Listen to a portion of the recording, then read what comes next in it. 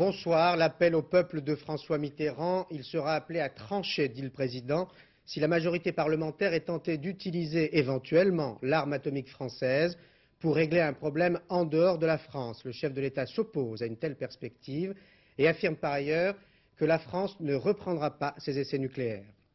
L'appel au peuple de Philippe Séguin, le président de l'Assemblée nationale, souhaite l'organisation d'un référendum sur l'emploi. Bonsoir Philippe Séguin. Bonsoir. Vous nous direz pourquoi.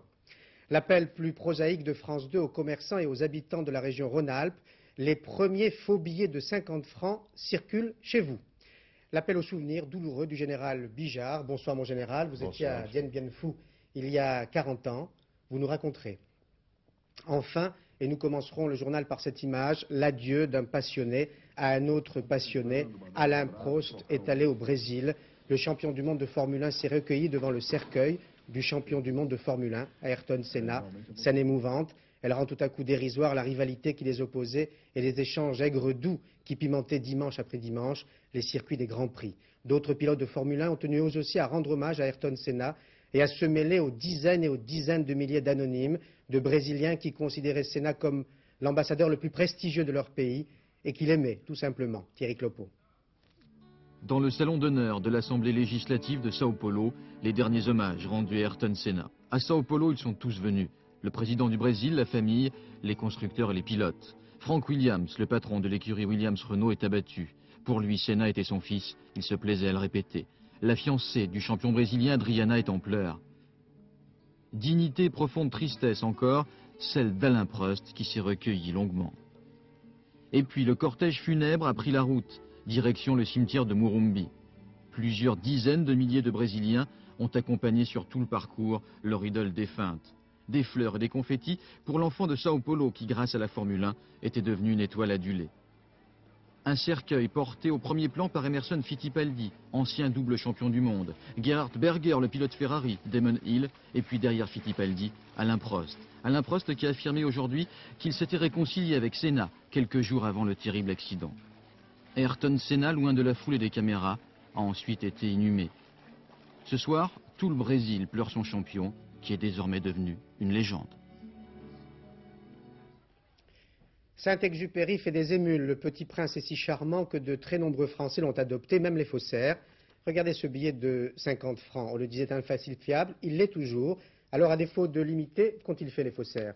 Ils l'ont tout simplement photocopié et ça a marché dans la région Rhône-Alpes. Anne Mourgue, Jean-Paul Savard.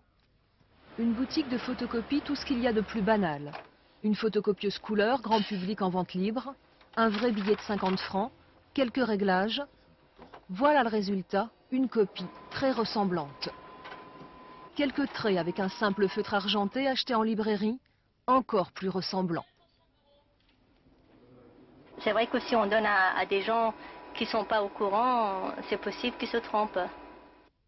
La Banque de France donnait les Saint-Exupéry quasiment infalsifiables, inimitables. Elle n'avait pas pensé qu'ils pouvaient être photocopiables. Dans la région de Lyon, plusieurs commerçants se sont fait piéger. En 2 mois, la police a trouvé une dizaine de faux. Elle les juge grossiers, facilement détectables. L'éléphant, le Petit Prince serait flou, le papier de mauvaise qualité. En bas, un vrai billet, en haut, un faux billet. Vous avez la qualité du papier également. Entre un papier Banque de France qui est une résistance, d'une fermeté et d'une sonorité particulière, et les papiers approximatifs qui sont utilisés par les faussaires, on a quand même une belle différence. Et pourtant, à Lyon, beaucoup de commerçants reconnaissent qu'ils se seraient fait piéger facilement. Vous pensez que vous pourrez les reconnaître, les nouveaux billets de 50 francs qui seraient faux? Je les regarderai comme il faut, mais je ne vous promets pas. Et voilà. Certains commerçants ont bien des détecteurs de faux billets. Ils l'utilisent rarement, par respect du client, disent-ils, et jamais pour les petites coupures. Ils se sentent quand même protégés, car fabriquer de faux billets est très risqué. Le faussaire encourt la réclusion criminelle à perpétuité. La société Alcatel-CIT a-t-elle gonflé certaines factures au détriment de France Télécom, son principal client? Un juge d'instruction d'Evry le pense, c'est la raison pour laquelle il a mis en examen pour escroquerie le PDG de l'entreprise, Pierre Guichet, et 2 de ses collaborateurs, Christophe Tortora, François Granier. Les policiers de la section financière de la PJ de Versailles ont entendu pendant 36 heures le PDG d'Alcatel-CIT, Pierre Guichet. Ils l'ont interrogé d'abord sur d'éventuels abus de biens sociaux. 2 cadres d'Alcatel, licenciés, mis en examen et écroués pendant 6 mois, ont laissé entendre que leur PDG a fait payer par l'entreprise des travaux dans son appartement et dans la boutique de sa femme. Pierre Guichet a réussi à apporter la preuve d'un règlement personnel. Aucune charge n'a été retenue sur ce dossier. En revanche, il a été mis en examen pour escroquerie en sa qualité de PDG. Un juge d'instruction s'interroge sur un système de surfacturation pratiqué par Alcatel aux dépens de France Télécom. Un dossier pourtant réglé à l'amiable par les deux entreprises. 62 millions de francs ont été versés par Alcatel CIT à France Télécom en dédommagement. Ce soir, deux autres dirigeants d'Alcatel ont également été mis en examen pour les mêmes motifs. Des procédures qui tombent au plus mauvais moment pour Alcatel. L'entreprise vient de déposer un dossier de candidature pour s'occuper du troisième réseau de téléphones portables. Les Marseillais n'iront pas en finale de la Coupe de France de football. Ils étaient pourtant sur leur terrain hier soir face à Montpellier. Ils ont pourtant dominé leurs adversaires pendant 90 minutes plus 30. Mais ils ont craqué lors des tirs au but. Ils avaient peut-être craqué déjà avant. La descente en Division 2 sera d'autant plus douloureuse. Les dirigeants de l'OM tentent de s'y préparer en recherchant des partenaires, donc de l'argent. Reportage de Patrice Velay et Jean-François Georgetti. Ambiance de Coupe de France hier soir à Marseille. 35 000 spectateurs, à n'en pas douter, les plus en forme du Vélodrome. Car sur la pelouse, l'OM a dominé sans gagner. Fin de parcours pour les champions d'Europe, avec la Division 2 à l'horizon, plusieurs départs annoncés et une future équipe en forme de point d'interrogation. Une perspective qui ne décourage pas tout le monde. Ce matin, Bernard Tapie avait réuni des Marseillais, des chefs d'entreprise. Objectif, compter les amis du club, ceux qui pourraient donner un coup de pouce aux finances. Nous avons proposé un produit nouveau aux entreprises régionales afin qu'elles soient partenaires, membres d'un club qui va s'appeler le club OM Premier et au sein duquel elles pourront à la fois avoir des prestations publicitaires, des prestations de partenariat, de communication, ainsi que des places de stade. De repreneur principal, il n'est plus question. L'OM va travailler avec plusieurs partenaires associés. Leur nom, mystère pour l'instant, mais RMC sera en bonne place et le président du club désigné comme suit. Le président, il ne peut être que choisi d'une manière consensuelle par l'ensemble de ses différents partenaires, en prenant quelqu'un de neutre, désigné par tout le monde et reconnu pour ses compétences et pour la confiance qu'on lui fera. Et moi, je serai en retrait, bien entendu, tout en restant propriétaire. Les nouveaux partenaires devront se pencher en urgence sur les finances du club, environ 150 millions de francs de déficit sur 3 ans, selon le directeur financier de l'OM. Avec moi, pas de reprise des essais nucléaires. Après moi, pas de reprise des essais nucléaires. Ainsi a parlé François Mitterrand. Le chef de l'État s'est dit persuadé aujourd'hui que ses successeurs respecteront le moratoire décrété il y a 2 ans. Le président de la République s'est en outre opposé à l'utilisation éventuelle de l'arme atomique française pour régler un conflit étranger, donc en dehors du territoire. Laurent Boussier. 1h30 d'explication, 1h30 de pédagogie devant un parterre de généraux, de ministres de la Défense, actuels ou anciens, d'hommes politiques et d'industriels. François Mitterrand a voulu rappeler avec solennité la dissuasion nucléaire de la France. Une dissuasion dont il est le seul à avoir la clé, une dissuasion qui est nationale et ne peut donc pas être partagée. La France ne réintégrera donc pas le commandement intégré de l'OTAN. Une dissuasion enfin dont les objectifs restent les mêmes, intégrité du territoire national et défense des intérêts du pays. Nos armes ne serviront pas à des frappes chirurgicales dans des conflits périphériques. Sur les moyens, le chef de l'État a rappelé que notre pays disposait de 500 têtes nucléaires réparties entre les 5 sous-marins nucléaires, lanceurs d'engins, le plateau d'Albion et les missiles ASMP des Mirage 4 et de Mylène. Sur les essais nucléaires, François Mitterrand a rappelé son opposition totale à leur reprise et il est même allé plus loin en affirmant que son successeur, l'année prochaine, ne remettrait pas en cause cette décision. Eh bien, je vous le dis, mesdames et messieurs, après moi, on ne le fera pas. On ne le fera pas, sauf toujours si les autres puissances nucléaires recommençaient ces essais, mais c'est déjà dit. On ne le fera pas. Parce que la France ne voudra pas offenser le monde entier en relançant le surarmement nucléaire, en blessant l'ensemble des pays qui ne sont pas détenteurs, en bafouant les pays du tiers-monde et l'ensemble des pays pauvres. 1 an avant de quitter l'Élysée, François Mitterrand a donc dressé un bilan de son action sur la dissuasion nucléaire de la France. Il a confirmé qu'il en resterait jusqu'au bout le chef et que ses successeurs seront obligés de continuer sa politique. Le peuple français doit-il se prononcer sur l'emploi? Oui, dit Philippe Séguin, notre invité, qui souhaite l'organisation d'un référendum sur ce thème. Cette initiative illustre toute l'importance que la situation économique et sociale aura lors de la campagne de l'élection présidentielle. Il serait imprudent de réduire le débat à une opposition droite-gauche. Les clivages existent au sein des deux camps. Thierry Curté. Pour les trois présidentiables, la priorité absolue est de casser la courbe du chômage. S'ils comptent sur la reprise économique, sans laquelle rien ne se fera, ils savent que cela ne suffira pas. 3 hommes, 3 méthodes. Pour Édouard Balladur, il faut une autre société.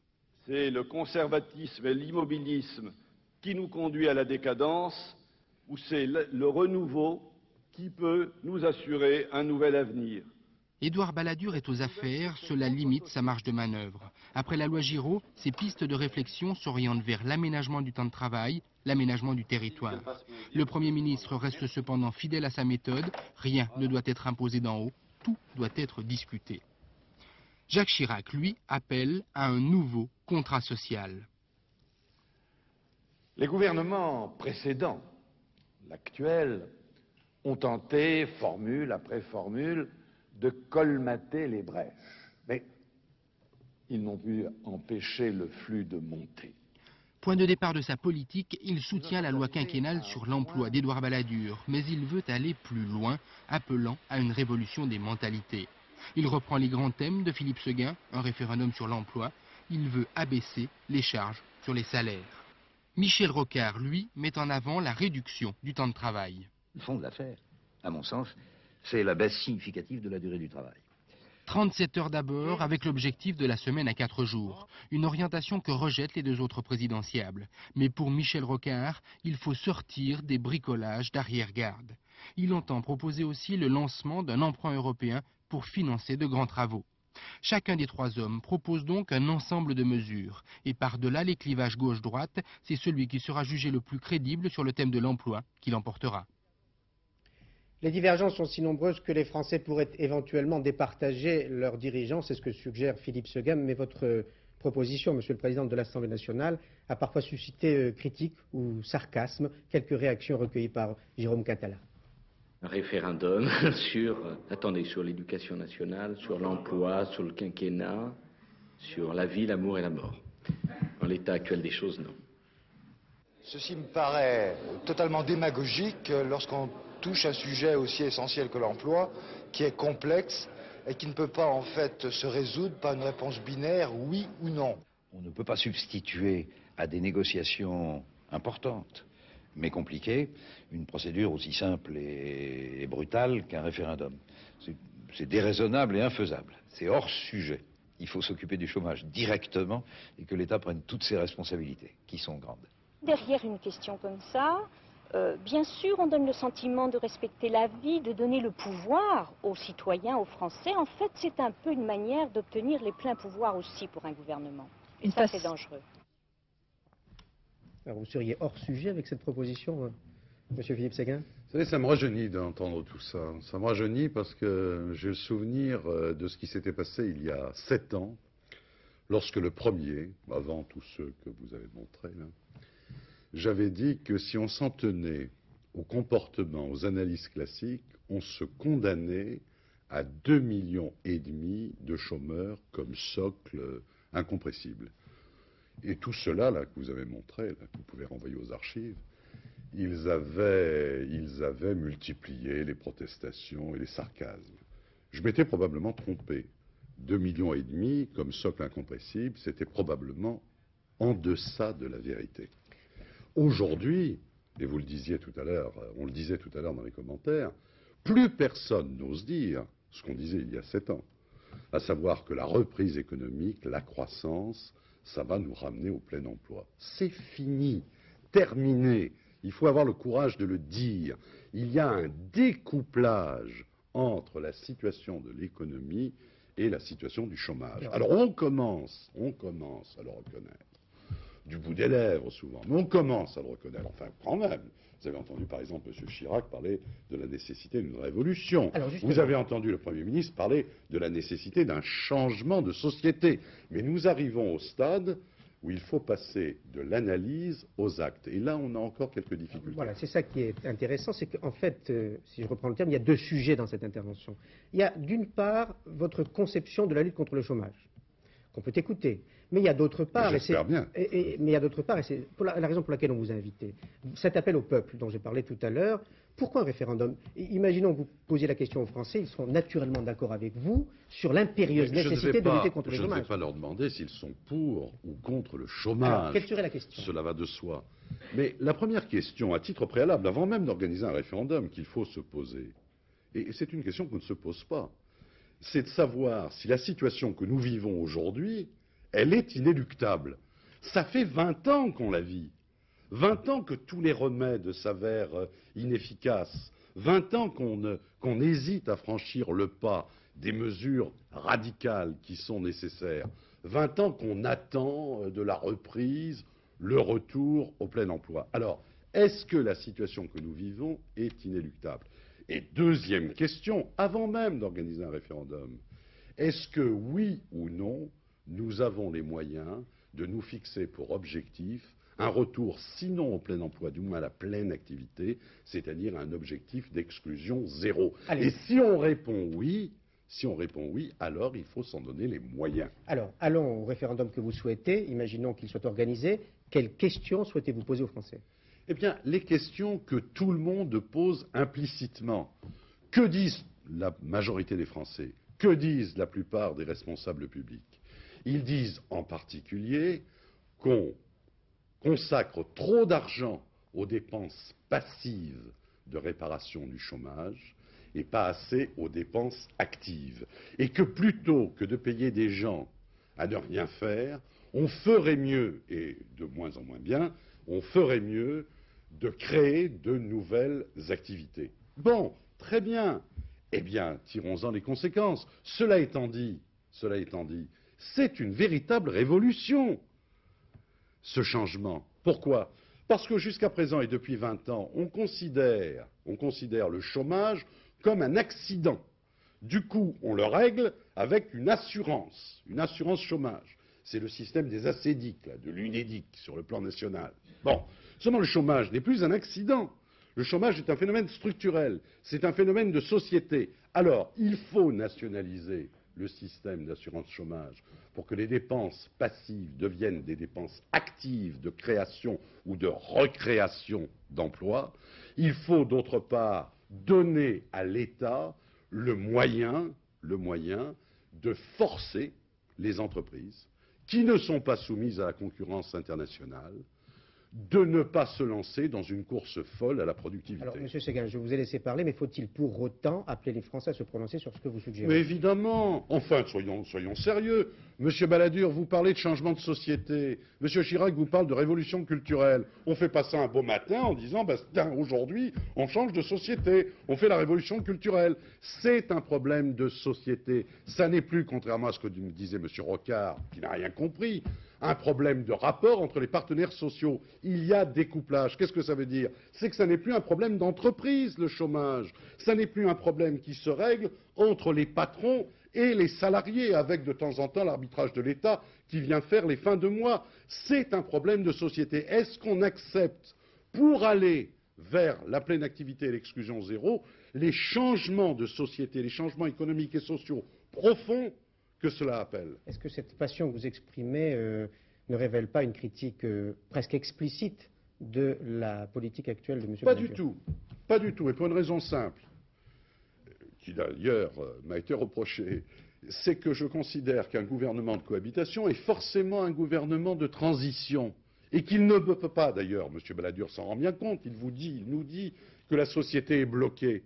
C'est qu'il se rend compte que ces réformes se heurtent à des difficultés. Et elles se heurtent à des difficultés pourquoi?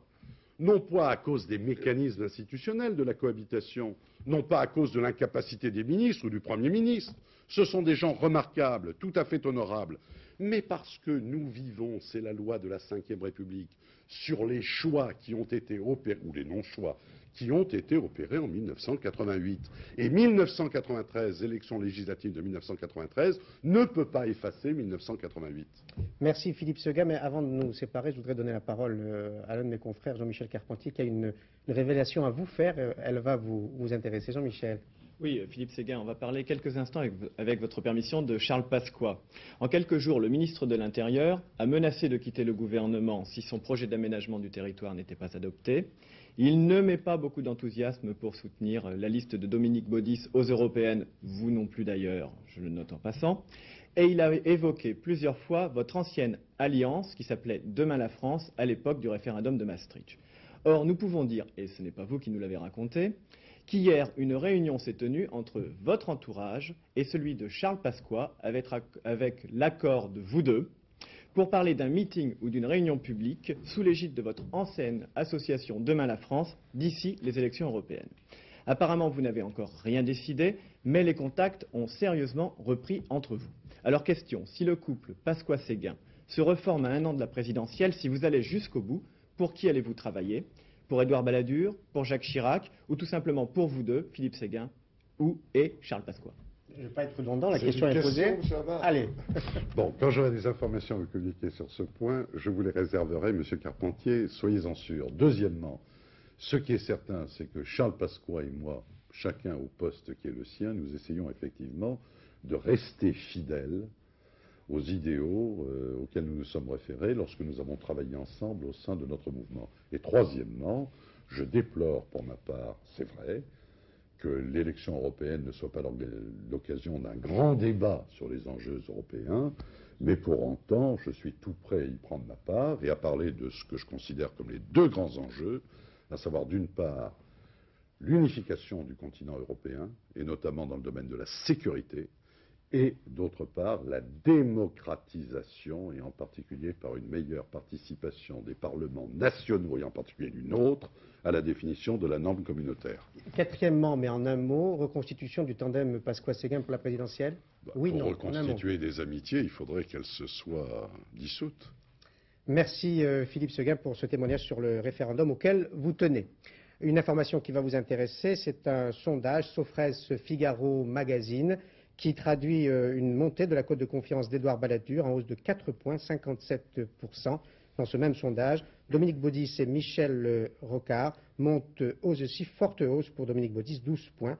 Il conduira la liste, je le rappelle, vous le savez, UDF-RPR, et plus 7 points pour Michel Rocard. On en a fini. Vous auriez pu dire que je gagnais 2 points aussi, au passage. Eh bien, vous le dites et vous nous le donnez. Merci Philippe Séguin.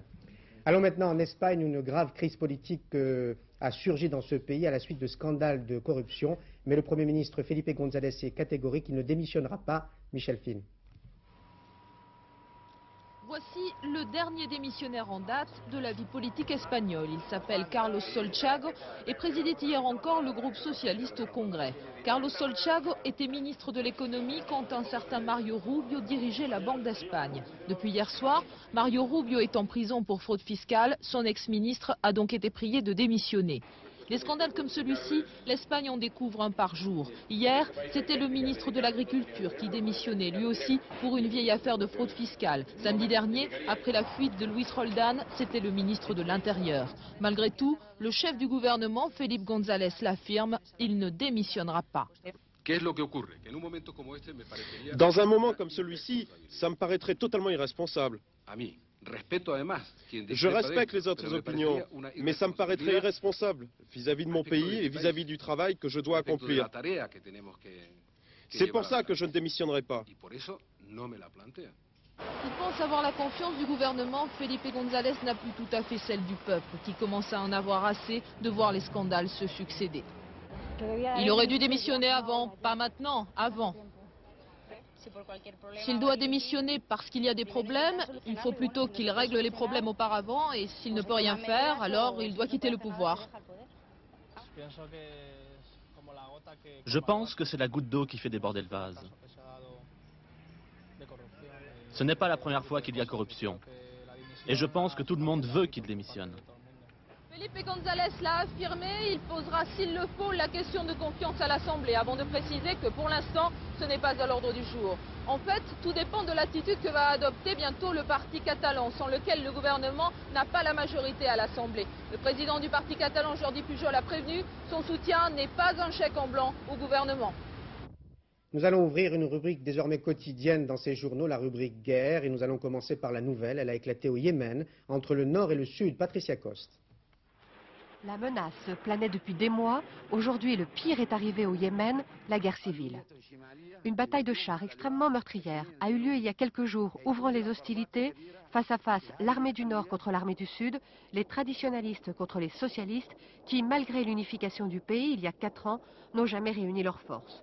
Aujourd'hui, le Yémen est à nouveau divisé et des combats se localisent tout le long de l'ancienne frontière et bien sûr dans les 2 capitales, Sanaa et Aden. Visés, les aéroports, les bâtiments de la radio et de la télévision, les bases militaires. Le siège du Parti socialiste a été dévasté aujourd'hui à Sanaa. Des combats se seraient étendus aux régions pétrolières de Yarim et de Marib. Devant la gravité de la situation, de nombreux gouvernements étrangers prévoient d'évacuer leurs ressortissants et la France de Djibouti vient de décider de mettre à la disposition des pays de l'Union européenne ses bateaux et ses hélicoptères qui devraient atteindre Aden très prochainement.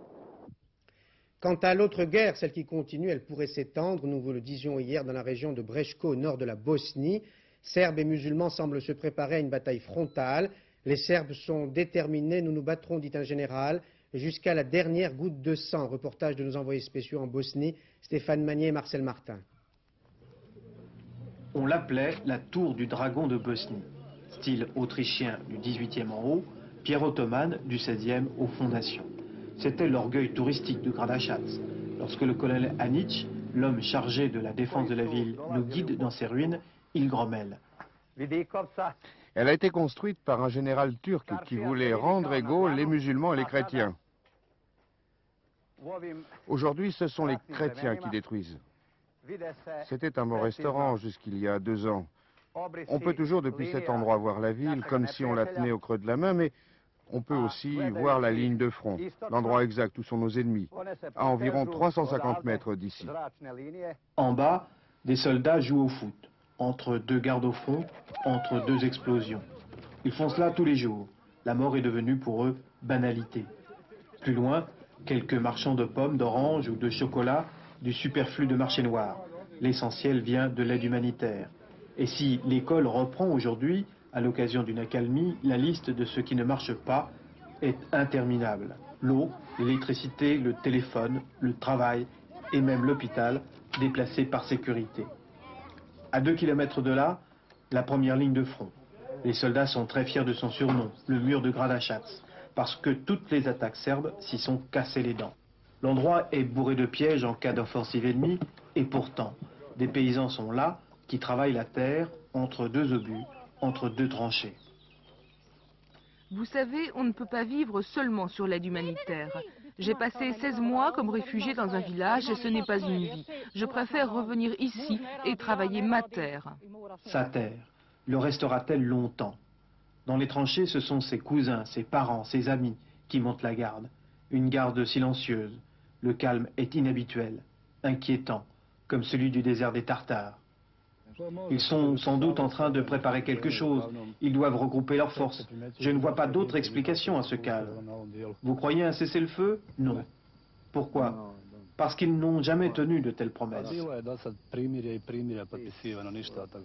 Juste derrière ces collines, c'est le corridor de Brčko. La ville elle-même se trouve une vingtaine de kilomètres plus loin. À la dernière minute ce matin, les Bosniaques nous ont interdit de nous y rendre sans donner d'explication. Mais on peut supposer lesquelles. Il y a là-bas d'énormes concentrations de troupes du côté serbe, mais aussi du côté bosniaque, et ces derniers n'ont aucune envie que nous regardions de trop près leurs préparatifs militaires.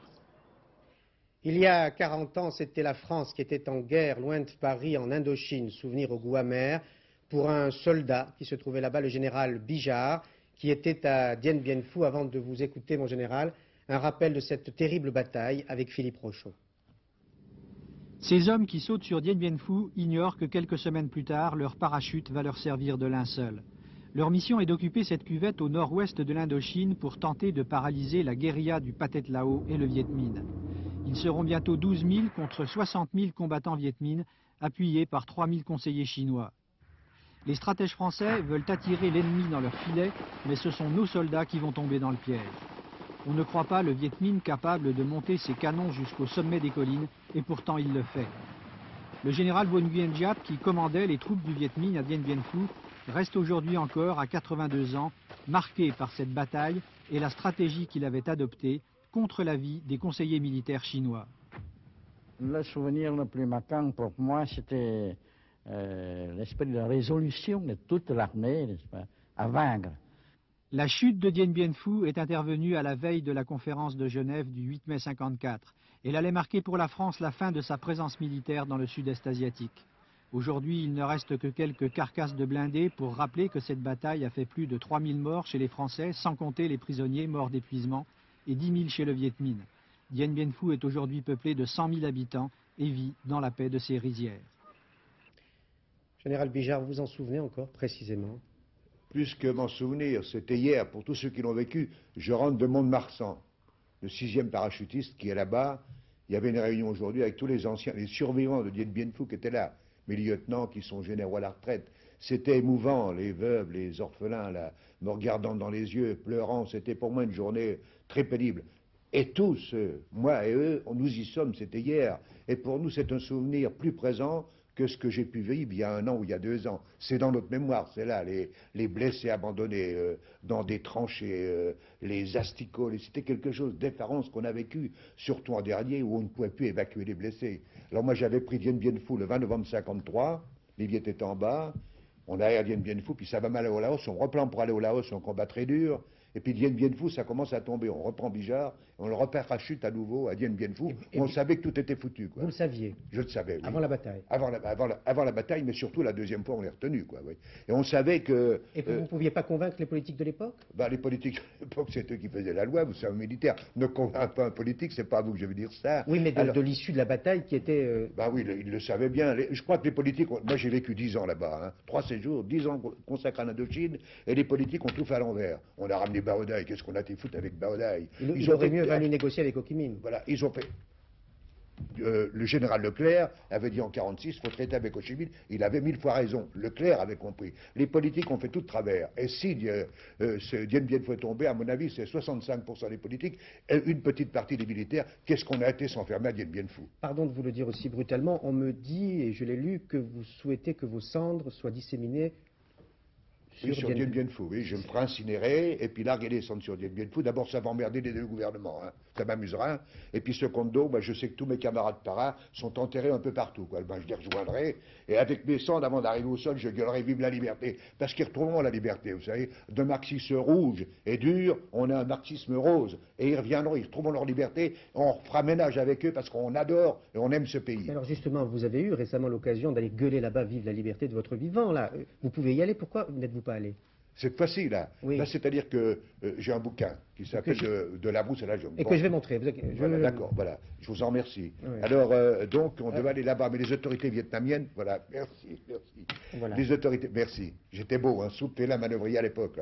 Alors, les autorités vietnamiennes voulaient faire quand même les choses dans une certaine grandeur, pas me recevoir n'importe comment. Et puis alors, moi, je voulais que le bouquin sorte, mais ce n'est que partie remise. Alors, d'un autre côté, on connaît ma position, c'est-à-dire que M. Mitterrand voulait m'amener à Dien Bien Phu, j'ai dit non. Pour multiples raisons. Giap, qu'on vient de montrer tout à l'heure, c'est un chef qui a commandé pendant 30 ans. Il n'y a pas un chef occidental capable de le faire. Je dis bravo, mais c'est un marxiste qui a laissé mourir 8000 de mes camarades sur 11 000. Alors ça, je ne peux pas pardonner. Je lui dirais, vous êtes un grand général, mais je ne peux pas vous serrer la paluche, c'est pas possible. Merci, mon général, pour ce témoignage. Je rappelle le titre de votre bouquin, De la brousse à la jungle, aux éditions Hachette Carrère. Voilà, faut l'acheter, c'est un truc bien, vous verrez. Merci, on vous fait confiance. Le déroulement même de ce journal montre bien ce va-et-vient des peuples entre guerre et paix, entre affrontements meurtriers et réconciliation. L'Europe de l'Ouest donne aujourd'hui le bon exemple, avec l'inauguration demain en grande pompe, royale et républicaine, du tunnel sous la Manche. Soyons élégants, allons ce soir sur l'autre rive, avec notre envoyé spécial Christian-Marie Monod à Folkestone. Folkestone était un modeste port de pêche. Dès la traversée du tunnel, c'est la première étape anglaise. Aujourd'hui, cette ville est devenue un grand terminal ferroviaire. Même si l'ouverture aux voyageurs est reportée de quelques mois, le maire reste optimiste. Si nous pouvons attirer à Folkestone 5% des passagers et nous faisons tout pour améliorer le tourisme, nous pourrons au moins profiter du tunnel. À proximité du tunnel, le marché immobilier s'est effondré. Eurotunnel s'est pourtant engagé à acheter les maisons proches du site, mais les propriétaires sont sceptiques. Nous ne connaissons pas encore les vrais effets du tunnel jusqu'à ce que les trains fonctionnent normalement, mais on peut s'attendre à beaucoup de bruit et les gens n'auront pas envie de s'installer ici. Folkestone vit au rythme des derniers préparatifs. Ultimes essais des navettes avec camions et voitures. Tout incident aurait des répercussions commerciales catastrophiques. Le shuttle The Navette retenait ce nom franglais une ambassadrice de charme, la célèbre soprane Kiriti Kanawa. Elle est enthousiaste. Je suis très flattée d'avoir mon nom sur ce train. Je pense que c'est formidable. Le prendrez-vous? Bien sûr que je le prendrai. Les navettes déverseront un flot important de touristes, réaction contrastée des habitants. Je pense qu'il y aura plus de crimes et de drogue en Angleterre. J'aurais préféré qu'on reste une île. Cela mènera beaucoup de gens ici. C'est une bonne chose. Il y aura plus de Français. Je ferais bien de prendre des leçons. Quant au cheptel anglais, il lui faudra s'habituer aux nouvelles cadences du trafic ferroviaire européen. Alors Christian Marimonnet, on vous retrouve en direct d'Angleterre. Alors dites-nous, ils font la moue ou pas? Toujours, malheureusement, une célèbre revue des consommateurs, Which, a publié aujourd'hui un sondage, et ce n'est pas un hasard, la veille de l'inauguration. Un Britannique sur deux est inquiet quant à l'hypothèse des mesures de sécurité qui ne seraient pas totalement sûres. Et puis, plus grave, 75% des Britanniques qui se rendent sur le continent disent ne pas vouloir utiliser le tunnel. Mais Eurotunnel a quelques mois encore pour convaincre, car vous le savez, les voyageurs pourront l'emprunter qu'en octobre prochain. En revanche, deux chefs d'État ne sont pas inquiets du tout, puisqu'ils l'utilisent demain après-midi. Ils traverseront effectivement de Calais à Folkestone, ici en Grande-Bretagne, le tunnel sous la Manche. Espérons que le soleil sera de la partie pour illuminer cette belle journée qui sera historique et surtout nous réchauffer. Merci Christian Marie, on vous retrouve évidemment demain soir dans notre journal de 20h. Je vous recommande vivement de regarder le magazine de la rédaction de France 2 ce soir. Envoyé spécial proposera un document exceptionnel, un reportage qui a duré 4 ans. Jean-François Delassus et Vincent Maillard ont suivi pas à pas les hommes qui ont creusé sous la Manche et qui ont réalisé de véritables travaux d'Hercule. Extrait ce soir de ce tournage, il nous montre comment on va respirer sous l'eau. Ronde d'essai des navettes. Des locomotives très puissantes tirent des rames de 700 mètres.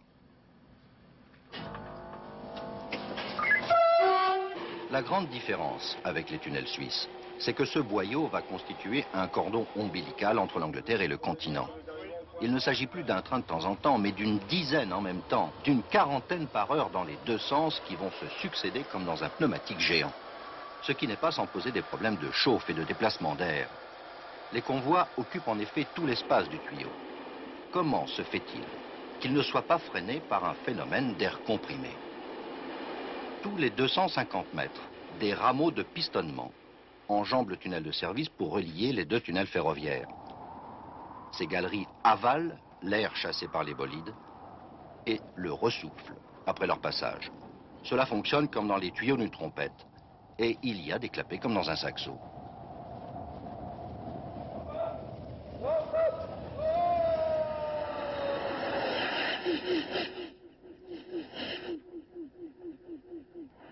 Tous les 375 mètres, des rameaux de communication servent en même temps à l'aération. Car le tunnel est ventilé et climatisé. Climatisé par des tuyaux d'eau glacée pour éviter qu'il ne devienne un four. En effet, à 150 km/h, les convois y échauffent l'air par simple frottement. Et il est ventilé par une soufflerie qui le met en surpression par rapport à l'extérieur.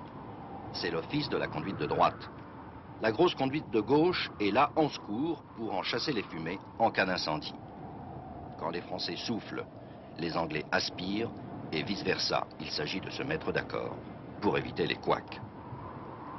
Voilà, envoyé spécial ce soir à 20h50 et voilà comment notre confrère Libération va informer demain ses lecteurs sur le tunnel sous la Manche, tout en anglais. C'est Jacques Toubon qui ne va pas être content au moment où l'Assemblée nationale a adopté le projet de loi de la défense du français, de notre langue, mais que Jacques Toubon soit rassuré, le Guardian, l'autre confrère anglais, va publier demain, tout en français. On vous le montrera, promis. Et on va passer du monde à la commune. On dit souvent que la télévision a tué parfois la presse écrite. Eh bien, il suffit de se rendre dans le sud-ouest pour constater le contraire. Les habitants du sud-ouest sont frustrés parce que Sud-Ouest, le journal de presse écrite, leur manque. Reportage de Gilles Marinet et Philippe Dumail. Ici, on peut se passer du train, mais quand le quotidien régional vient à manquer plusieurs jours de suite, la fièvre monte. Pour celui qui a l'habitude de boire son café en lisant les nouvelles du pays, quelque chose ne tourne plus rond. Le café, c'est l'occasion du journal, et le journal, c'est l'occasion du café. Alors vous ne buvez plus de café? Mais je bois plus de café, d'ailleurs, le chef peut le dire, là, ça fait 8 jours qu'il ne me voit plus, parce qu'il n'y a pas de canard. Et ça, c'est la merde. Ah oui. Et oui, non, mais Sud-Ouest, ils font les cons, quoi, parce qu'ils foutent là le pétrin. Dans son jardin, Simone, 86 printemps, cultive un langage plus doux, mais sa rubrique favorite lui manque. En premier, je regarde les combats funèbres. C'est vrai, on a des amis, des parents, des... Et là, vous savez pas qui est mort? Et ben oui, voilà. À l'école du village, c'est l'heure de la récré. Les futures lectrices se défoulent, les JPP en herbe s'entraînent en vue de figurer plus tard dans les pages sportives, et Nicole, l'aide scolaire, se désole, sevrée de nouvelles locales. Voilà, on ne sait pas ce qui s'est passé à Canton, puis Sud-Ouest, bon, c'est un truc qu'on achète systématiquement. Quoi. Quand il n'y a pas le journal oral. Dans cette région où Sud-Ouest est en situation de monopole, il faudra encore attendre avant de retrouver les échos de la vie quotidienne. Attendre que la direction du journal et les ouvriers du livre signent un accord portant sur la modernisation de l'entreprise. France 2 tient ses promesses. Nous vous promettions hier de vous montrer ce fameux Genji, le cheval d'une espèce rare, offert l'année dernière au président de la République française par le président du Turkménistan. Eh bien, c'est très difficile à dire. Eh bien, ce cheval est réapparu ce soir. Il existe, il n'a pas été utilisé pour les courses de tiercé Maris-Burgot. Là-bas, tout au fond, c'est lui. Et pour photographier la somptueuse star, il y avait ce matin pléthore de journalistes, tous venus là pour lui, Genji, le cheval du président.